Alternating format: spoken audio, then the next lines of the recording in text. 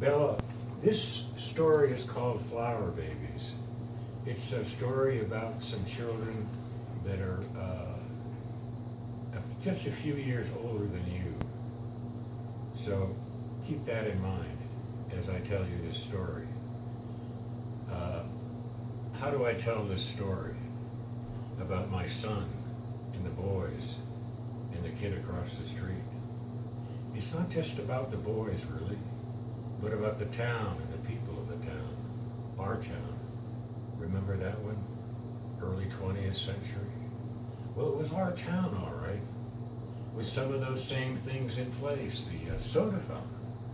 And however, next to it was my son playing the Pac-Man, chomping away at my quarters. I often wondered how many of my quarters the Pac-Man ate. Aptly called, by the way. It was our town, all right.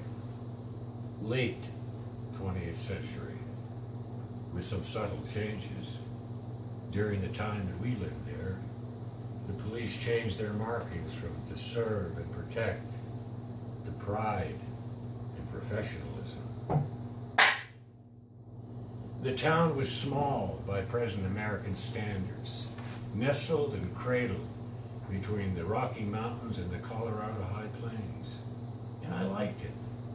The little house on Rose Street, it was a refuge for me, a respite. The little house on Rose Street with Daddy, daughter, and son. But Daddy was always on the move. Or perhaps I would have seen things sooner. But could it have mattered? That's the question.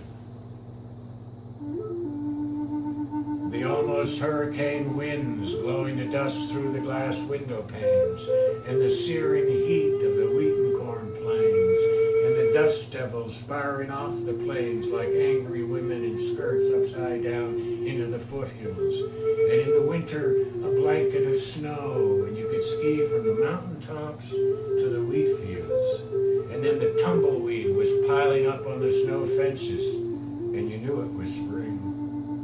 And there was a ruckus outside the door. The boys were fighting, and when I opened the door, it was over. And Bud was introducing himself as the upright Boy Scout Western Self. He was a kid from across the street, and naturally he and my son became friends. In fact, he even tried to date the girl across the street, my daughter, but she was a little too old for him and put him off. I always wondered why he called his boat the Jolly Roger. That was before the time I was literate, the time of making boats, of toys, and then of rafts, and now the Jolly Roger, in which we would be a boat that could sink.